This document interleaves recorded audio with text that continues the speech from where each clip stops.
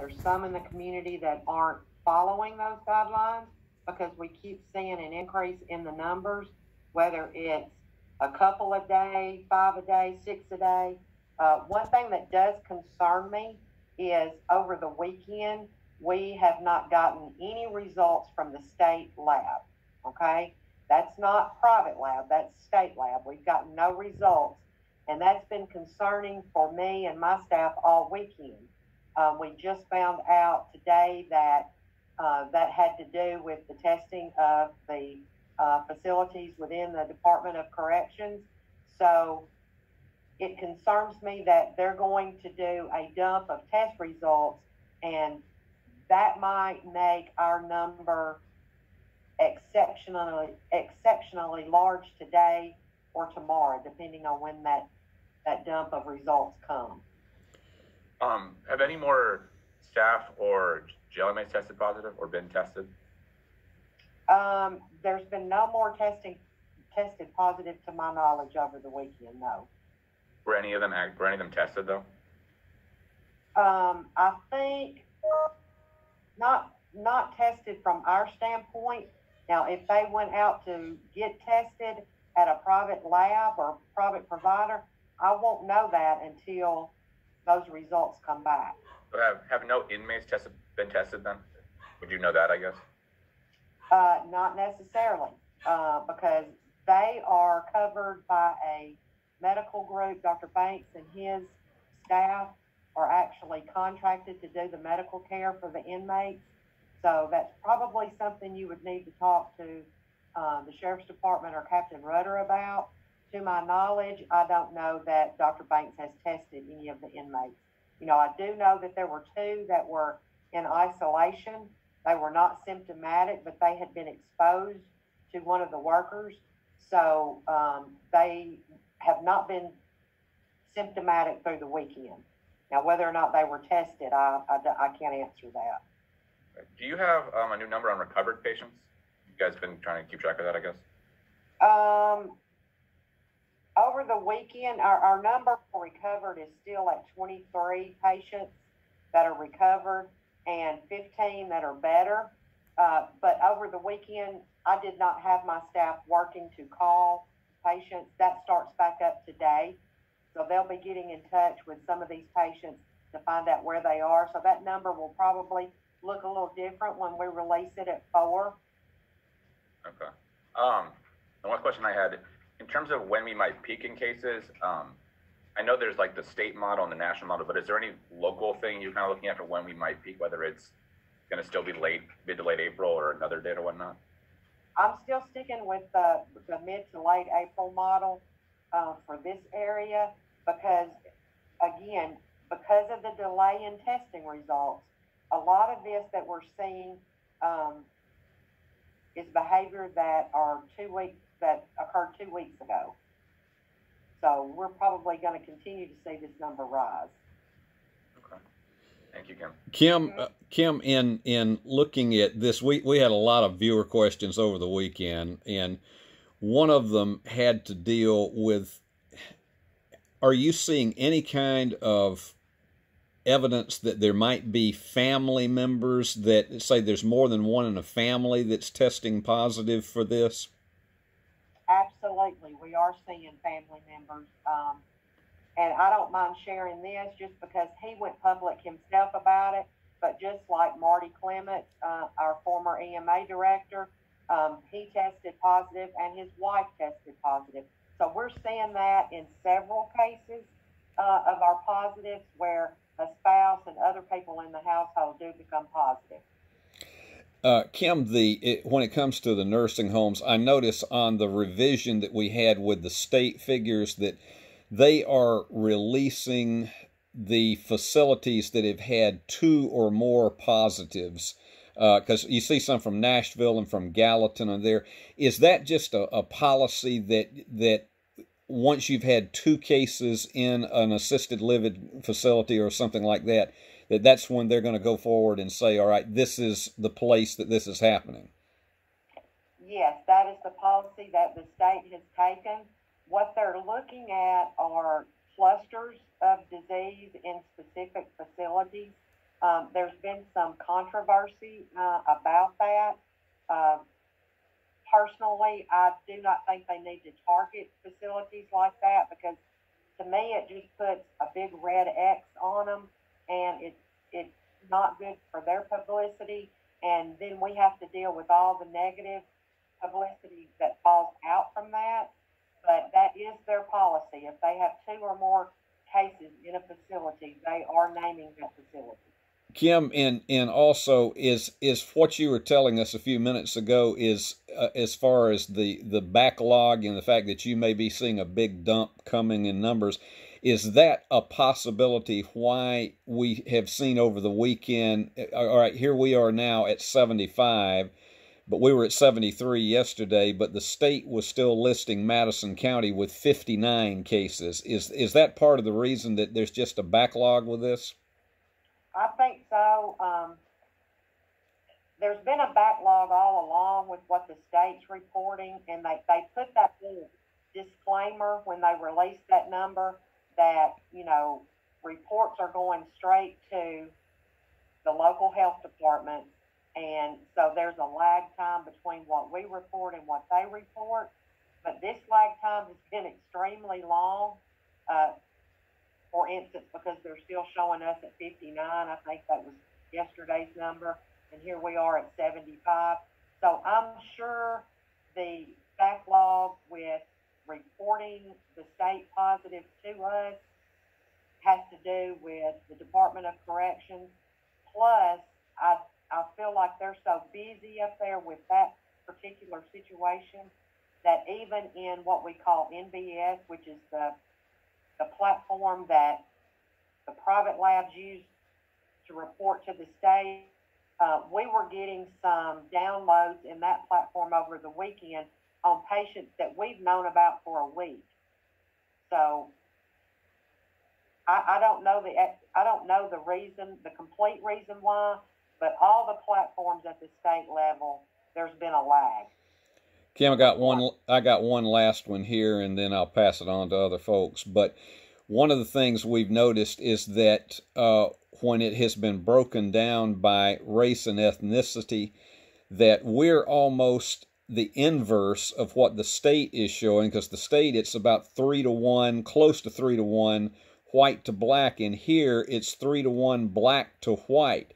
I don't know what you can read into that, but is there anything that you can see? And Adam always asks about trends. Is there anything that you can see from this why we are in the inverse from the state?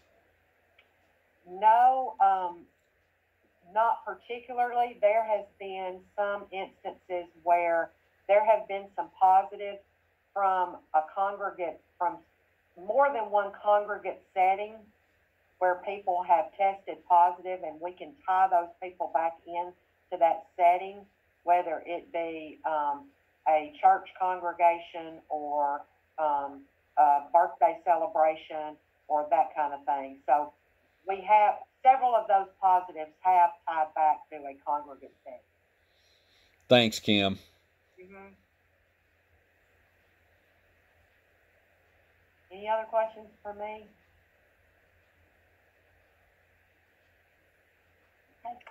All right, thanks, Kim. We'll go ahead and switch gears and switch over to Amy Garner with West Tennessee Healthcare. Good morning. Just to bring you all up to speed on our numbers as we sit here today, we have tested a total of 898 patients. We have received 51 positive test results, and we still have 91 pending. The remainder are negative. We have 9 inpatients at Jackson Madison County General Hospital today who are positive for COVID-19. We have 3 of those patients who are currently on a ventilator, and we have 20 total patients who are on ventilators, but only 3 of those are COVID-19 positive. Our census continues to be very low, which is a good thing. It means that we have plenty beds, we have plenty personal protective equipment, and we are ready and prepared as always if we do have some sort of spike in patients. The good thing is that we've not seen a sudden spike yet, but I do want to echo what Kim said about the concern that those numbers are still rising. And another thing that I have noticed and wanted to point out is that based on the numbers of hospitalizations that Kim has reported, it seems to me that our hospitalization rate for our cases here in Madison County is higher than the state hospitalization rate. The state's currently showing that the hospitalization rate for COVID-19 cases is about 11%, but it seems like our hospitalization rate here in Madison County is higher than that. And I'll dig into the numbers further as we go through the week. But I just wanted to share that information because that is concerning. We still have plenty beds, but when we're talking about serving the entire region, and if our hospitalization rates are higher in this region than the state as a whole, you know, we could run into an issue if we do have a sudden spike of patients. So that's just something that I'm digging into a little further. I'm not sure if Kim wants to add anything to that, but I will keep you posted as to what I find out about that. And once again, we're in good shape at our West Tennessee healthcare facilities. We're prepared, we're ready. We have plenty of equipment, ventilators, personal protective equipment. So I'm happy to answer any questions that you might have for me this morning.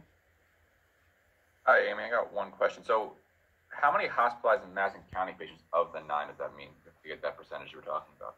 I don't have that data this morning, and I can dig into that, but I know that probably not all of those 9 are Madison County residents. What was the percentage you said for Madison County again that were hospitalized?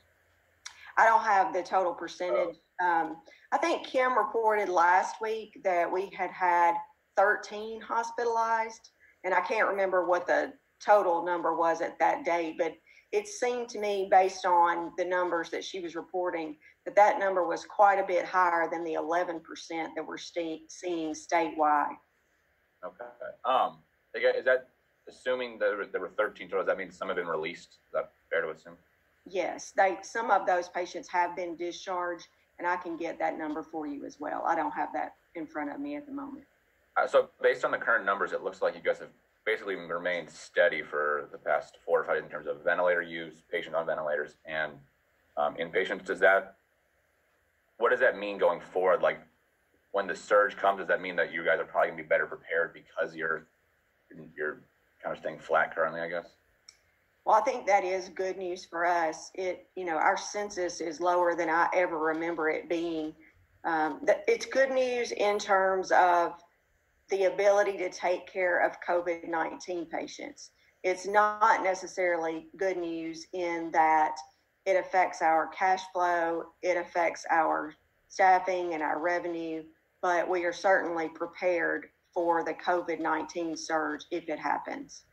And then how many patients do you have that are under investigation for COVID-19? This morning, we have 15 patients under investigation. So that appears to be a little bit lower than what I reported last week as well. And how many staff do you have currently out being quarantined for possible exposure? I don't know the total number of staff members this morning across our system. I think that we have about 70 quarantined employees for Jackson Madison County General Hospital. We've had some that have come back to work, and then we've had some that have been exposed, so that number fluctuates a little bit each day. Have any more hospital workers tested positive? We have had additional employees test positive. I think that we are up to about 6 employees as of this morning that have tested positive, and I'm not going to go into detail about what facilities they work at because they are currently at home self-isolated and are not allowed to work. Is that across the system, or is that just in Jackson? That's across the system. Okay, thank you. Mm-hmm. Amy, at what point, if it's a staff member, at what point do you decide, even if they have not tested positive, at what point is a decision made to send them home? Well, if they've not tested positive, then we assess them for their risk in terms of the exposure. For example, if an employee comes in contact with a COVID-19 patient and they are both wearing personal protective equipment and all the proper precautions are taken, then we would consider that exposure a low risk. And we would ask the employees to just monitor themselves for symptoms, take their temperature twice a day, report that to our employee health services, and continue to monitor to determine if they do have symptoms that develop. If an employee has been exposed and they are considered a moderate risk or a high risk, then we might test them if they are showing symptoms, or we might send them home just to self-quarantine for 14 days. If they do show symptoms, then we're going to test them and figure out what those test results show before we allow them to come back to work. Thanks, Amy. You're welcome. Hey, good morning, Amy. Going back to that hospital percentage you were talking about for patients, is there a reason why you think we are seeing a higher percentage than the state? Josh, I really don't know the answer to that question without looking into those specific patient hospitalization records. I wonder if it could be related to comorbidities and other chronic conditions that those patients might have. You've heard Kim talk about minorities and how some of these patients don't have as good of an outcome if they have underlying health conditions like hypertension or COPD or heart conditions. So I'm wondering if some of it could be related to that, but I don't have enough data to make that distinction at this point. And let me just say too, going back to the number of hospitalizations, if y'all remember on Friday, we had 13 patients hospitalized, which made our percentage of hospitalized patients at about, I think it was 34%, which was significantly higher than the state. But I also said on Friday, there were at least 3 that I knew of that were possibly being discharged on Friday that afternoon or at some point. So I don't know this, but it sounds like, Amy, those patients that were planning to be discharged actually got discharged, and that's why our hospitalization number is down today compared to what it was Friday.